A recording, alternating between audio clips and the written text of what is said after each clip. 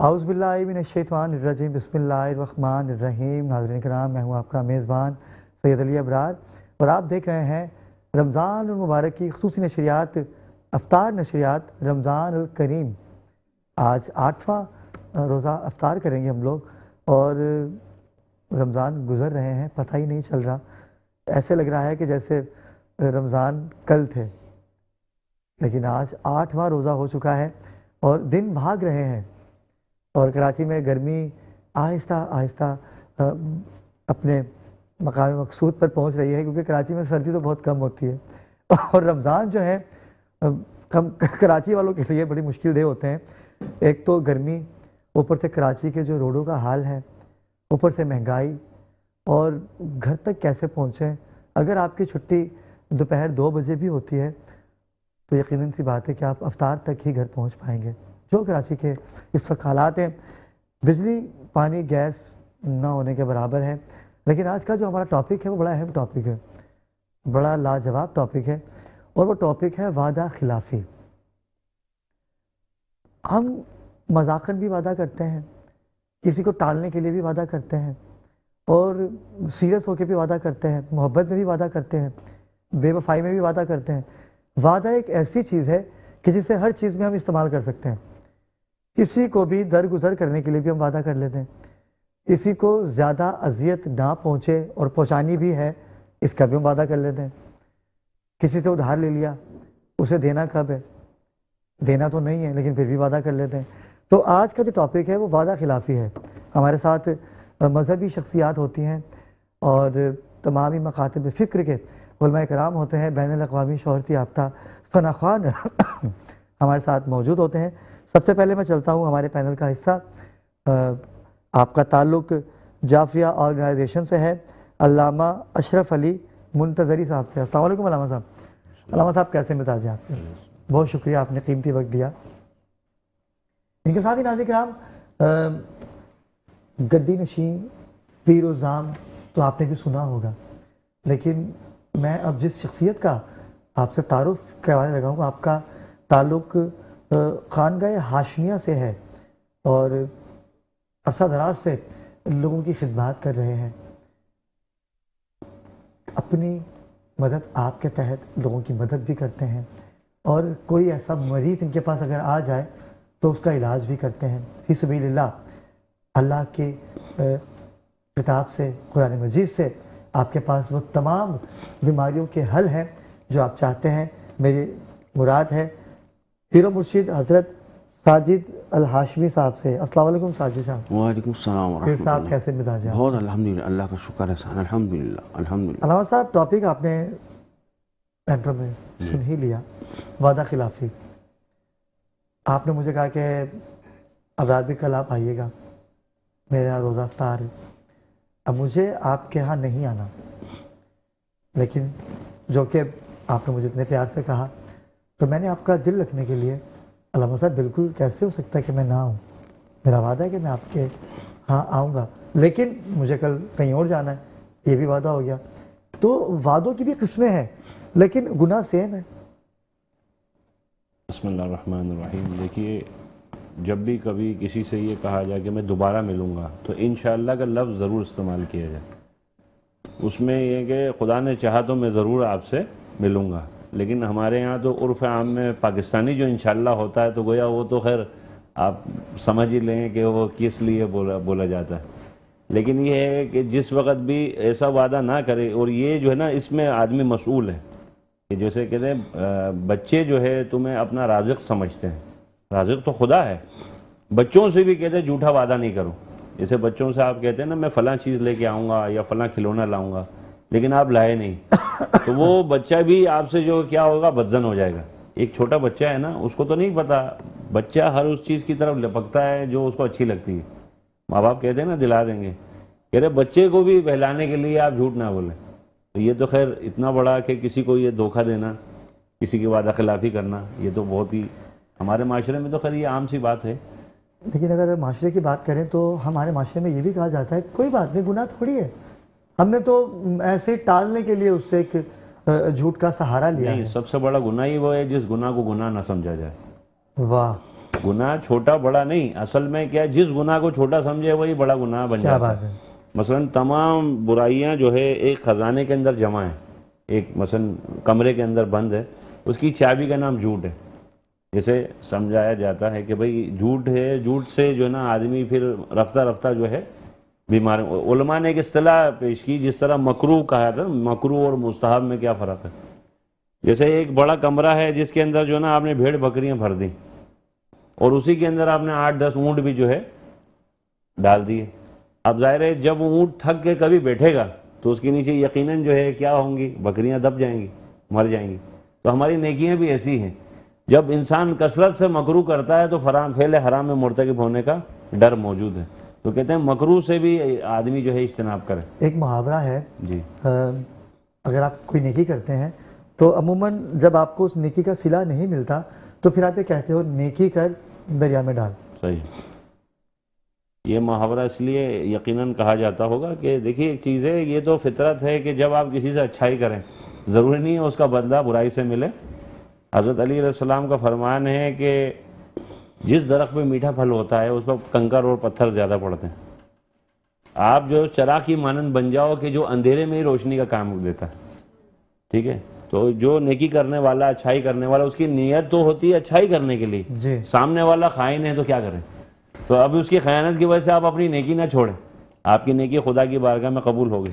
यानी मैंने इसका मतलब थोड़ा सा उल्टा लिया। अच्छा। नेकी कर दरिया में डाल। भाई जब आपने नेकी कर दी ना तो उसको दरिया में डाल दीजिए। नहीं, आप पहले ये बात जहन में रखें कि आप ये तवक्को ना रखें इससे मुझे कोई फ़ायदा मिलेगा या मुझे कोई नेकी मिलेगी। आप क़स्द क़ुर्बत कर रहे हो खुदा की खुशनुदी के लिए, तो उस सूरत में यकीनन आपकी जो नीयत है, आपका जो अमल है वो खुदा की बारगाह में। लेकिन मेरे ख्याल से ये मुहावरा बहुत ज़बरदस्त है। हाँ। और ऐसा ही होना चाहिए। भाई नेकी कर दरिया में डाल। अब लोग बोलेंगे कि अली अबरार को क्या हो गया, ये कैसी बातें कर रहे हैं, लेकिन बात अच्छी है। भाई नेकी करके जब आप किसी इंसान से कुछ हासिल नहीं कर सकते, जब आपको वफ़ा मिलनी नहीं, मौला अली का फरमान भी है कि जिससे आप अच्छाई करते हो उससे उसके शर से महफूज हैं। बचो। वो आपको जिससे नेकी करो उससे किसी शर से बचो। तो बेहतर ये नहीं है कि नेकी करो और दरिया में डाल दो। नियत करो कि मैंने दरिया में डाल दी, फिर वो दरिया में जितनी मछलियां हैं, बेगर्ज जो जितना पानी है, बेलोस जो आप ये काम करते हो ना, उसमें अगर आपके साथ जो है मसलन कोई बदसलूकी होती है या कोई शर हो जाता है सामने वाले की तरफ से, तो उस सूरत में आप इस बात को यकीन रखें कि आपकी ये जो नेकी है ये दरगाह खुदाबंदी में कबूल मंजूर हो गई। वाह। इसकी पहली मिसाल आपको दे दूं, आपने किसी के साथ अच्छाई की, उसने अपना जो है ना जो करना था वो किया। अच्छा, बहुत से ऐसे लोग हैं, वो यकीनन हर कोई तो एक जैसा नहीं है। आपने किसी का नेकी करी, वो ममनून होता है, मशकूर होता है कि जी आपने जो है मेरे साथ एहसान किया या मेरे साथ ये मसलन फ़ेल अंजाम दिया जिसकी बिना पर मेरा ये भला हुआ, तो मैं आपका ममनून और मशकूर हूँ। तो कहते हैं जो मखलूक का शुक्रगुजार नहीं वो खालिक का भी शुक्रगुजार नहीं। लेकिन मैं अपनी बात को कंटिन्यू करूँगा कि नेकी की दरिया में डाल दी, लेकिन जो नेकी आप दरिया में डालेंगे ना, वो दरिया, क्योंकि हर घर में दरिया का पानी आता है, वो पानी की सूरत में आप तमाम लोगों के घरों में नेकियों की सूरत में पानी आएगा, तो आपकी नेकी ज़ाया नहीं हो रही। वो जो मछलियाँ होंगी, वो मछलियाँ आपकी उस नेकी को जब देखेंगे, वो एक मछली नहीं, हज़ारों लाखों करोड़ों मछलियाँ हैं। भाई थोड़ी देर के लिए आप किसी गुलाब बेचने वाले के पास खड़े हो जाएं 5 मिनट के लिए, या इतर जो बेच रहा है उसके पास खड़े हो जाएं, उसकी खुशबू जो है आपके अंदर महक जाएगी। तो जब आप ये नेकी लेके ये नियत रख के जाओगे तो यकीनन जो है आपके वजूद में जो है उसका जो एहसास है वो दूसरों के ऊपर महकता चला जाएगा। जी। वादा खिलाफी।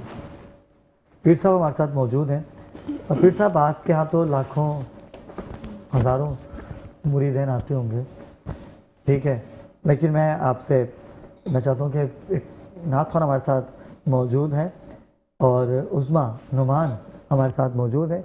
मैं चाहूँगा कि आप नात रसूल मकबूल सल्लल्लाहु अलैहि वसल्लम पेश कीजिए, और आपकी नात से ही हम चलेंगे बिलाल अहसन के पास, देखते हैं कि आज वो कौन सी जगह मौजूद है और आज किस चीज़ की निशानदी करवाएंगे। On the spot, over to Bilal जी।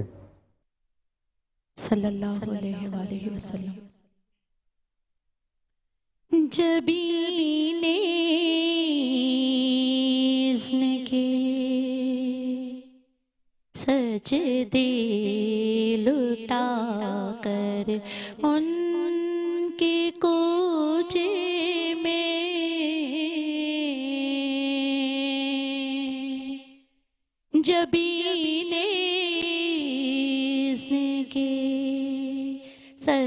दे लुटा कर उनके कूजे में मुक़द्दर अपना चमकाएंगे जाकर उनके कूजे में।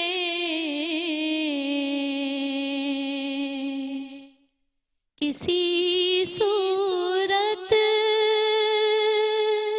यहाँ पर अब हमारा जी नहीं लगता, किसी सूरत या रसूल अल्लाह,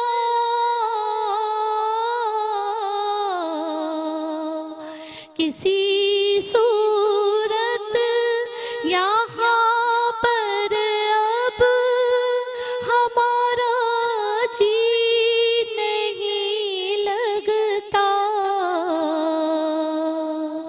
हमें भी या रसूल अल्लाह बुला लो अपने कूजे में। हमें भी या रसूल अल्लाह बुला लो अपने कूजे में। मुक़द्दर अपना चमकाएंगे जाकर उनके कूजे में।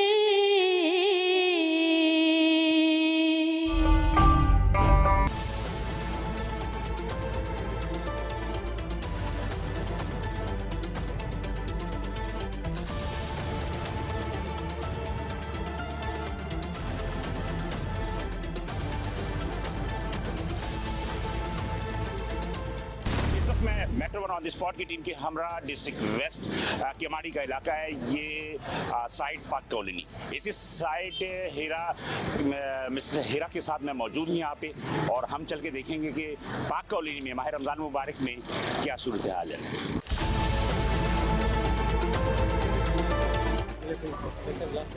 खैरियत से है? अच्छा, अभी क्या कर रहे हैं कार्रवाई आप? अभी ये ऑयल का गोदाम है इनका, तो इन्होंने ऑयल के एक तो ड्रम वगैरह बाहर रखे हुए हैं, इस वजह से इनको सील किया मैडम ने। तो मतलब ये कि ये ऑयल को ये खुला हुआ है, खुला ऑयल जो है जो गाड़ी में मोबिल ऑयल होता है ना, ये ड्रम वगैरह बाहर रखते हैं, इस वजह से इनको सील किया। मतलब तजावज़ात के खिलाफ क्या काम? तजावज़ात भी हैं, अभी आगे चल के हम प्राइस चेकिंग भी करेंगे। जैसे डिप्टी कमिश्नर साहब के अहकाम हैं, कमिश्नर साहब के अहकाम हैं, प्राइस चेकिंग, रमज़ान मुबारक का महीना है तो हम प्राइस चेकिंग और उसके साथ तजावज़ात और उसके अलावा LPG जो हमारी शॉप्स हैं उसको भी चेक करेंगे, क्योंकि आपको पता है कि LPG पे आजकल अल्लाह रहम करे कि दो धमाके होता है। हाँ, 2 धमाके हुए हैं, तो इस वजह से वो अच्छा, भी कमिश्नर साहब के ये सील किया आपने तजावज़ात के हवाले? ये ऑयल तजावज़ात के हवाले से। तो ये सील किया, तो इसको कितने दिन के लिए सील किया? ये फिलहाल सील रहता है जब तक ये DC साहब के पास आके ये अपनी माफ़ीनामा नहीं जमा कराते कि हम आज के बाद कोई तजावज़ात नहीं करेंगे, तब तक ये सील रहेगा। ठीक है जी, ये हैं मुख्तार कार तारपुर नवाज साहब AC साइट के एरिए के डिस्ट्रिक्ट केमाड़ी के। अब ये कि तजावज़ात के खिलाफ भी जो पोषण हो रहा है, ये भी रमज़ान मुबारक में रोज़ेदारों के लिए जो कि सफ़र करते हैं उनके लिए बड़ी आसानियाँ पैदा हुई हैं। लेकिन बहरहाल अब हम देखते हैं मज़ीद की क्या सूरत हाल होती है, क्या कार्रवाई करते हैं जनाब मुख्तार कार तारपुर नवाज साहब, और इसी साइट की तरफ हम आगे मज़ीद चलते हैं। साइट के एरिया में मौजूद हूँ, ये पार्क कॉलोनी का इलाका है, डिस्ट्रिक्ट केमाड़ी है, और इसी साइट मिसरा और मुख्तार कार तारपुर नवाज के समझा हैं। और हम ये देखते हैं कि यहाँ पर तजावज़ात के साथ साथ जो है प्राइस चेकिंग के हवाले से भी आज कार्रवाई की जाएगी, और मज़ीद क्या कार्रवाई होती है मज़ीद आगे चल के देखते हैं कि क्या सूरत हाल बनती है।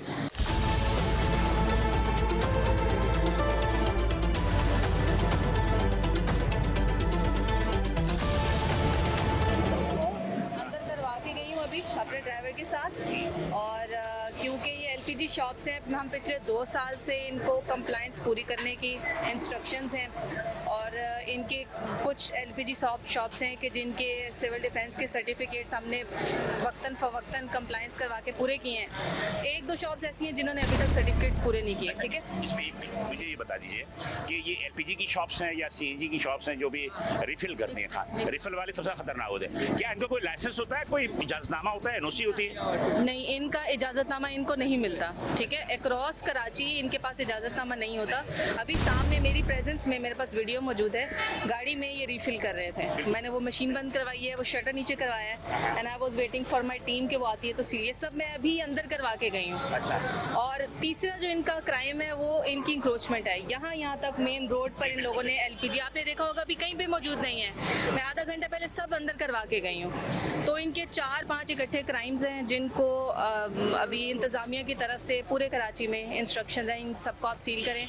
जब तक इनकी 100% कंप्लाइंस नहीं होगी, ये ओपन नहीं होगी। अच्छा। आपको पता है बढ़ते हुए वाक़यात कितने ज़्यादा सिलेंडरों मैं तो खुद भी इस बात करती है, तो खुद कुछ धमाका है, एग्जैक्टली यही चीज़ है। धमाका है। और आप सेकेंडली एक और जो लास्ट कंप्लाइंस हम देखते हैं कि रेजिडेंशियल बिल्डिंग के नीचे कोई ना हो। ठीक है, वो भी हम चेक करते हैं कि किसी रेजिडेंशियल बिल्डिंग के नीचे कोई एलपीजी शॉप ना हो, सो दैट जो खतरा है वो कम से कम किया जा सके। चले, आप ये है कि इसके में कोई एनओसी तो इन्हें मिलनी चाहिए ना, कि जैसे दुकान खोलते हैं तो उनके पास एनओसी होनी चाहिए कि रेजिडेंशियल एरिया ना हो और या कोई भी प्रिकॉशन हो, जो भी सेफ्टी हो। यहाँ पर इस वक्त 7 दुकानें हैं, रेजिडेंशियल एरिया में कोई नहीं है। ठीक है, लाइक रेजिडेंशियल एरिया का मतलब है अगर ये शॉप है आप इसको देखें, उसके ऊपर कोई घर नहीं होना चाहिए, ओपन स्पेस है। ठीक है, कोई ऊपर 2 मंजिला 3 मंजिला घर नहीं होना चाहिए। तो या तो ओपन स्पेसेस हैं या फिर अकेली शॉप है। तो इसकी कंप्लाइंस हमने करवाई। एक शॉप थी जो घर के नीचे बनी हुई थी, वो तो मैंने 1 साल पहले सील करवा दी थी, वो अब नहीं चल रही। तो ये वक्तन फ़वक्तन कंप्लाइंसेस कंप्लीट करवाते रहते हैं। और इससे सिर्फ ओगरा से कोई बात हुई आपकी? इसलिए कि oil and gas regulatory authority OGRA जो है वो इनकी जो है वो लाइसेंस वगैरह इशू करती है। एक्चुअली ओगरा और सिविल डिफेंस है, इनको लाइसेंसेस देती है एंड आफ्टर एवरी 6 मंथ्स इनके लाइसेंसेस रिफ्रेश भी होते हैं और रिपीट भी होते हैं। तो लाइसेंसेस सबके पूरे हैं, लेकिन लाइसेंस होने के बावजूद इनकी कुछ एसओपीज़ पूरी नहीं होती। इनके फायर एक्सटिंग्विशर्स हैं एक्सपायर्ड होते हैं। इसके अलावा जो रीफिलिंग गैस गाड़ी के अंदर होती है वो भी according to their SOPs follow नहीं करते। तो ये इन चीज़ों के ऊपर हम इनकी इसको सील क्यों कर रहे हैं आप? यहाँ तक सिलेंडर्स पड़े हुए थे मेन रोड तक, और अभी जाते वक्त मैंने सब सिलेंडर्स रिमूव करवाएं ताकि वापसी पे फिर मैं इनको सील करूँ। ठीक है, सील कर रहे हैं। जी एग्जैक्टली, ऑन इंक्रोचमेंट। ऐसी साइट जो है इसको सील कर रही है कि इंक्रोचमेंट, और इसके अलावा भी है कि एलपीजी और सीएनजी के जो भी आपने देखा होगा कि शहर में मुख्तलिफ वाक़ात हुए जिसमें कि जानी नुकसान भी हुए। तो इस हवाले से हम पाक कॉलोनी में जो है मौजूद हैं और पाक कॉलोनी के ये मेन रोड एरिया है, यहाँ पर जो है वो दुकानें जो सीएनजी और एलपीजी की सील। ये जैसे ही 4 से 5 बजे का टाइम होता है, यहाँ पे रश बहुत ज़्यादा हो जाता है, आपकी ट्रैफिक कंजस्टेड। अभी यहाँ पे मैंने इंक्रोचमेंट भी हटवाई है, स्ट्रीट हॉकर्स को अंदर करवाया सो दैट ये स्मूथ रवानगी हो।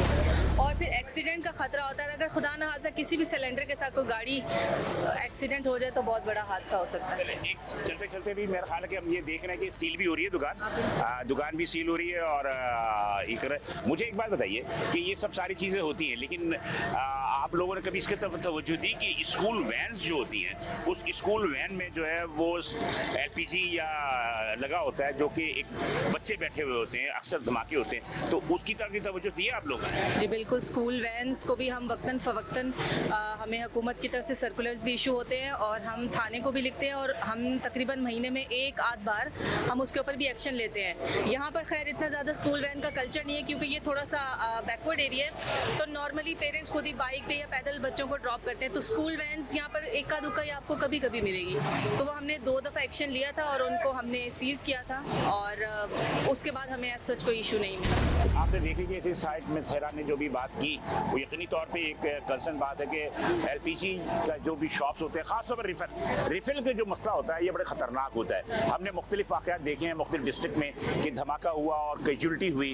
तो इस हवाले से ऐसी साइट हो या मुख्तार कार हो, वो जो भी कार्रवाई कर रहे हैं वो अपनी जगह, लेकिन ओगरा को भी इस बात का ध्यान देना चाहिए कि वो इस दानी जो तवज्जो दे कि जिस दुकान में भी, जिस मोहल्ले में भी दुकान खुलती है वहाँ पर उनका NOC होनी चाहिए, प्रिकॉशन होनी चाहिए, ताकि एहतियाती तबाही के साथ जो है तमाम चीज़ें हो सकें, इसलिए कि लोगों की ज़िंदगियाँ इसमें इन्वॉल्व होती हैं। तो बहरहाल हम मज़ीद चलेंगे, आगे देखेंगे कि मेट्रो ऑन द स्पॉट की टीम के हमरा और क्या कार्रवाई करते हैं हमारी ऐसी साइट।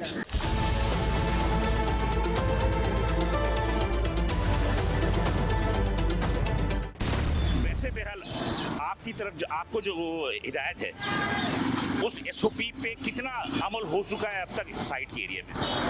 अमल इतना हो चुका है कि आपको LPG शॉप विदाउट NOC कोई नहीं मिलेगी, सबकी NOCs होंगी और रिफ्रेश NOCs होंगी। अब हमारा जो फर्दर स्टेप है वो NOCs होने के साथ साथ बाकी जो फर्दर SOPs हैं उनकी कंप्लायंसेस हैं, ताकि 100% फुल प्रूफ सिक्योरिटी को इंश्योर कराया जा सके। तो इसमें जो इदारे हैं, जो ऑर्गेनाइजेशन है, वो कितना आपसे ताउन करती है? ये बिल्कुल ऑर्गेनाइजेशन के इदारों में खुद ताउन होता है और हमारी प्रॉपर कोऑर्डिनेशन होती है। ये डिस्ट्रिक्ट एडमिनिस्ट्रेशन का काम है, तमाम इदारों को साथ लेकर चलना और सबकी कोऑर्डिनेशन से ही काम होता है। बहुत अच्छा काम है। चलिए मज़ीद आगे चल के देखते हैं कि और मज़ीद क्या कार्रवाई होती है इस साइट की जानिब से।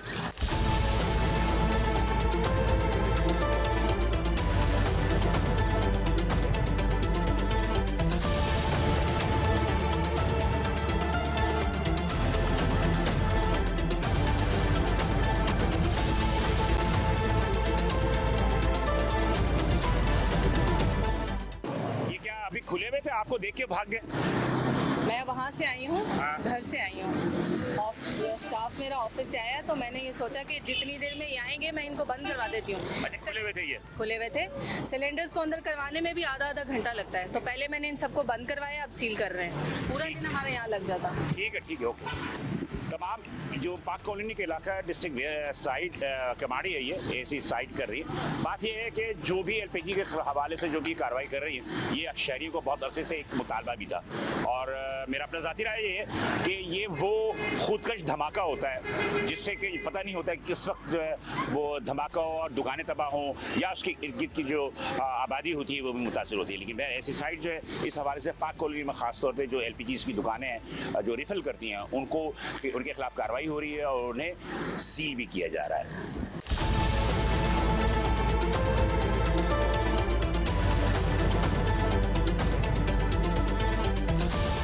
कहाँ लेके जा रहा है ये इधर आ मतलब पता है कितना खतरनाक है ये? खाली है सर, खाली है, गैस ही नहीं मिला। तो रिफिल कराने जा रहा है ना? खाली है, नहीं मिला, गैस बंद हो गई, दुकानें सारी बंद है। सील कर दी है, सील। अच्छा, ये खतरनाक नहीं है? घर के लिए अब क्या करें सर, गैस आते ही नहीं इलाके में। अच्छा, कैसे आती है? कहाँ रहते हो? यहाँ पीछे इलाके में रहते हैं। तो गैस तो वक्फे से आती है ना कि बंद हो जाती है फिर दोबारा? लाइट ही नहीं है, लाइट आएगी तो गैस आएगी, वरना गैस ही नहीं आता है। लाइट का कैसे का ताल्लुक है? बस मशीन है, मशीन खींचती है चाचू। अच्छा, खींचते हो तुम? हाँ, फिर मशीन से खींचना पड़ता है, ऐसे गैस आते ही नहीं है। ये रिफिल कराते हो, ये कितना खतरनाक है यार। बस अब क्या करें सर, चलना तो है, काम तो करना है, घर पे खाना पे करना तो पकाना है। ये भी मजबूरी है लोगों की कि गैस नहीं होती तो लाजमी सी बात है कि वो सिलेंडर इस्तेमाल करते हैं LPG। अब LPG सिलेंडर इस्तेमाल करते हैं, अब लोगों की भी मजबूरी है, क्या कह सकते हैं। बहरहाल आगे चलते हैं।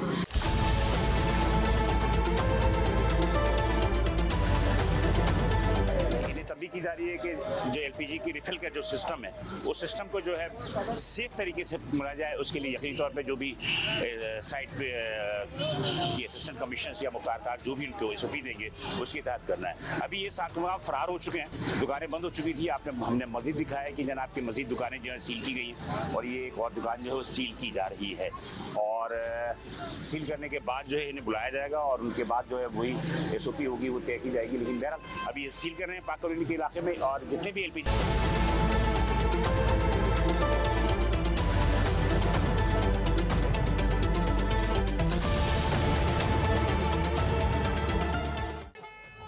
स्पॉट की टीम की हमारा इस वक्त मौजूद है पाक कॉलोनी में। ये डिस्ट्रिक्ट किमाड़ी का इलाका है और सब डिवीजन साइट है। मेरे हमारा जो है मुख्तार कार ताजपुर नवाज होंगे और मे बी पॉसिबल कि थोड़ी देर में अगर हमें असिस्टेंट कमीशन मिला जो है वो हमें ज्वाइन कर लें। लेकिन बहरहाल हम माह रमज़ान मुबारक में metro one on the spot की टीम के हमरा यहाँ पर आए हैं। हम देखते हैं कि गिराफरोशी की क्या सूरत हाल है। ये गरीब और मुतवसत इलाका है, यहाँ की भी सूरत हाल आपको दिखाते हैं। ये पातोलन की ये गोश्त की दुकान है। लिस्ट लगी हुई है। रेट क्या चल रहा है? ये रेट में बेच रहे जो आपका रेट है 1300 1600 का सब 1600 में बगैर हड्डी का हड्डी वाला बगैर हड्डी। जी। और ये हमारे भाई का कितने का दिया है? आपने लिया अभी खरीद किया? बिल्कुल सर, अच्छा, वो कीमा हो रहा है। ठीक है। अल्लाह के कोई शिकायत तो नहीं है आपको? जी सर, नहीं शिकायत तो नहीं है? बिल्कुल भी नहीं। भाई है मेरे, नहीं तो भाई भाई तो है लेकिन भाई तो लेकिन रेट सरकारी हिसाब से रेट दे रहे बिल्कुल हैं। सरकारी रेट पे आपने रेट लिस्ट बिल्कुल की है? 100% गोश्त भी साफ हैगा और सरकारी रेट के ये हिसाब आप इधर ही होते हैं? जी बिल्कुल, यही रहते इसी इलाके में रहते हैं? जी बिल्कुल। चले जी अभी आज को छोड़ दें, आम दिनों में भी तो गोश्त खाते होंगे ना? इसी यही रेट मिलता है ये मतलब जो रेट में दे रहे हैं ना। कौन सी रेट में दे रहा है? 1600 रुपये बगैर हड्डी का, तो मैं इसी रेट में लेके जाता हूँ। अच्छा, हाँ, हफ्ते में एक मरतबा लाजमी आके लेके जाता हूँ। ये भी पूछ रहा हूँ ना, यही तो मैं भी बता रहा हूँ। रमजान में तो खैर पे चलो। नहीं, मैं हफ्ते में एक मरतबा लेके जाता हूँ और यही रेट पे लेके जाता हूँ। कोई शिकायत तो नहीं है किसी और से गोश्त के अलावा पूरी मान? मैं खुद इधर ही पुलिस वाला हूँ सर। मेरे को क्या शिकायत है? मेरे मुझे पता है आपकी बात। तो पूछ रहे हैं कि मैं क्या कहीं शिकायत और किसी की तो- करूंगा, ये कोई जातियात वाली बात नहीं है। जातियात- बहरहाल माशाल्लाह सब सही काम कर रहे हैं जो कर रहे हैं, आवाम के लिए है। लेकिन जो लगे हुए सब सही लगे हुए माशाल्लाह। पुलिस वाले आवाम में थोड़ी है, वो तो अशारफिया में लाहौल वाला को VIP इंसान है, सब इंसान है, सबको इंसान ही होना चाहिए। चलो ठीक है जी, मान लेता हूँ आपकी बात, आपकी बात मान लेता हूँ। लेकिन बहरहाल आपने रिकॉर्ड करा दिया ये। क्या हिसाब बेच रहे हो? 400 रुपये। इसमें कोई कपड़ा क्यों नहीं डाल रहे? इसमें कोई कपड़ा डालो ना मलमल का। ये मक्खियाँ है सारी। मार रहा बच्चा क्या साथ दे रहा है? 399 मतलब 400 रुपये में दे रहे हैं। यार इतनी शरीफ हो गए। वैसे हमारा सरकारी जो है ना वो रेट लिस्ट आप दिखा दें। रेट तो मेरा 316 का है आज का।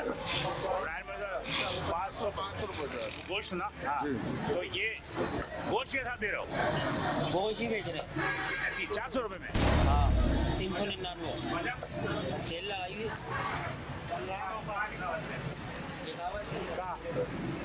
कहाँ सेल कहाँ लगा हुआ है? ये झूठ बोल रहा था।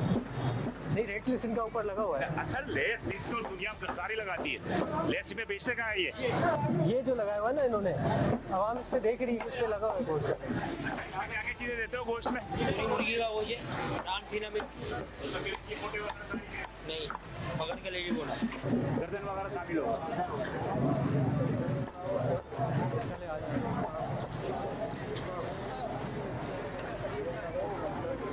क्या कह रहे हैं उनका? आगे 500 रुपये बिक रही है। आगे तो 500 रुपये जाओ तो सही, आप पूरी मुर्गी 500 रुपये। 500 रुपये। आज का रेट क्या है हमारा? 505 रुपये 505 रुपये। सरकारी रेट तो सही 500। बेच रहा है 399 रुपये। सरकारी रेट 500 रुपये। ये कम क्यों बेच रहा है? आप यही रहते हो? आप इसी इलाके में रहते हो? हाँ तो वैसे आप बताओ ना कि क्या हिसाब दिखता है आम दिनों में?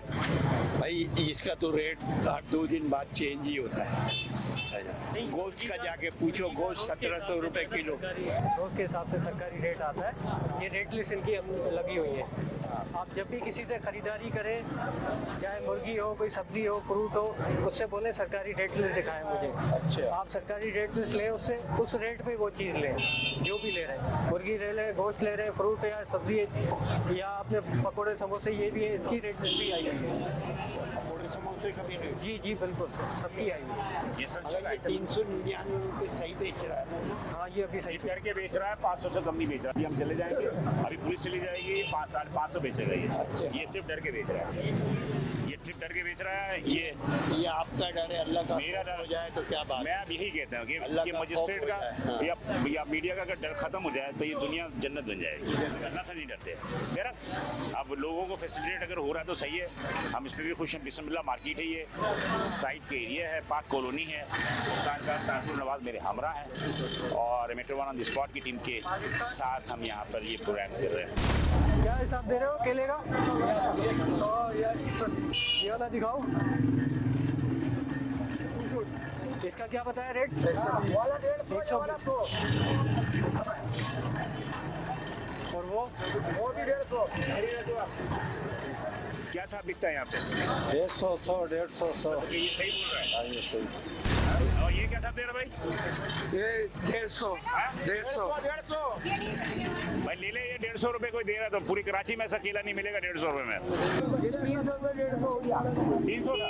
पहले कितना था? 200, 250, 200। अच्छा ये चल रहा था, अभी 150 हो गया। अब 150। ले लो रवि, फायदा उठा लो। मैंने आपको पैसे दिए 100 रुपए के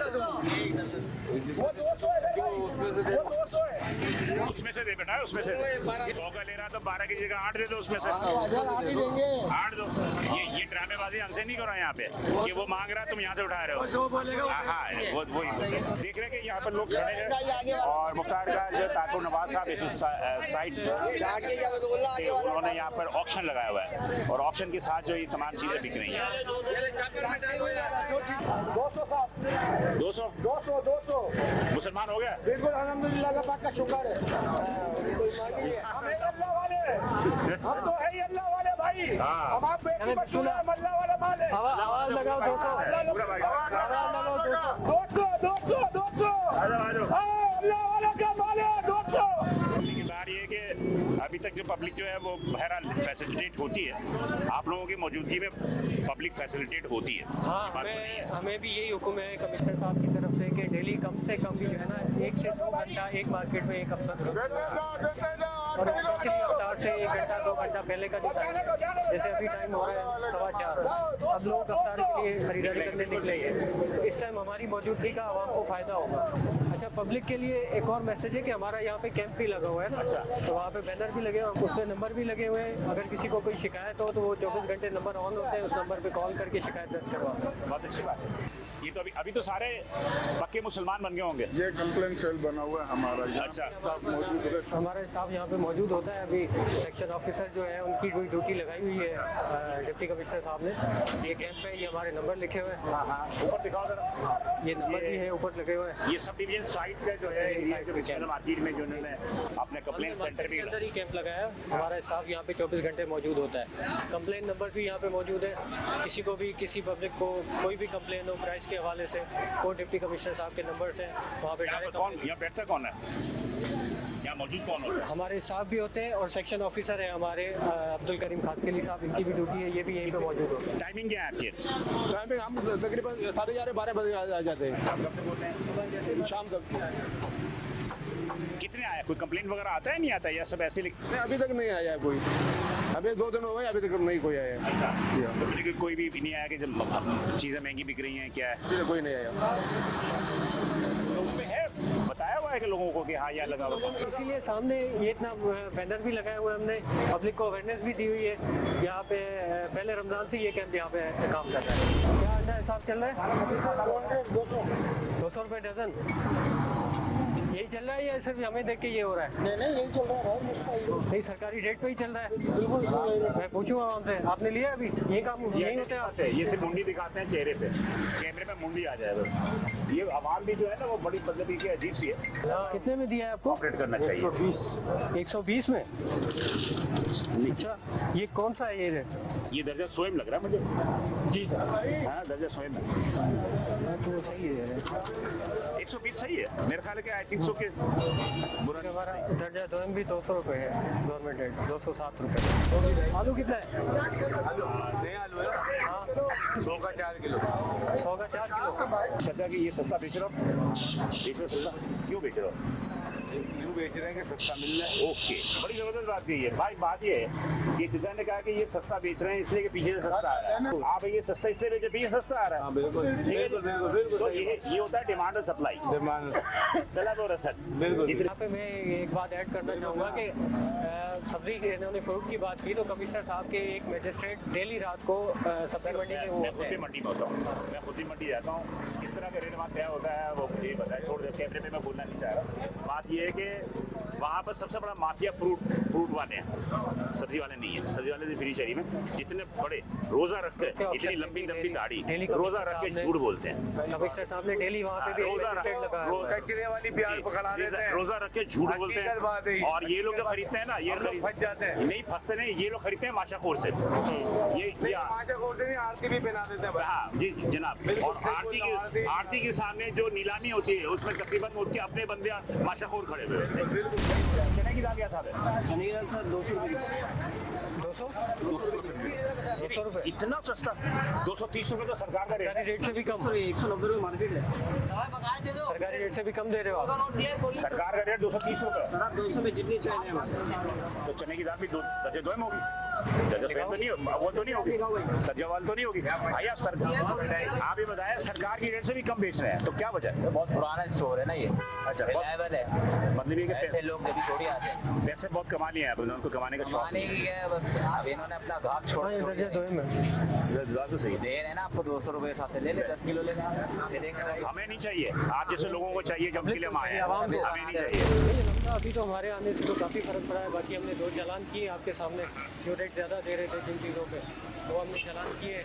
और हमारी मौजूदगी से ये है कि पब्लिक को फ़ायदा हो रहा है। अब इख्तिताम पे मैं तालपुर नवाज साहब से यही पूछना चाहूँगा कि अभी जो हमने कुबी कार्रवाई की, इस कार्रवाई को आप अगर समझ करें तो आप क्या समझते हैं कि गुज़श्ता बरस के मुकाबले में इस बरस जो है महंगाई में इजाफा है या कमी है? नहीं, मेरे हिसाब से तो इसमें इस बरस काफ़ी कमी है, क्योंकि कमिश्नर साहब के डायरेक्शन हैं और सीएम साहब खुद इसको मॉनिटर कर रहे हैं, चीफ सेक्रेटरी साहब खुद मॉनिटर कर रहे हैं, डिप्टी कमिश्नर साहब हमारे खुद इसको चीज़ों को मॉनिटर कर रहे हैं। और हम डेली बेसिस पे आज देखें इतवार का दिन है, लेकिन हम फिर भी मार्केट्स में मौजूद हैं और इंशाल्लाह अफ्तार तक हम यहाँ पे मौजूद होंगे।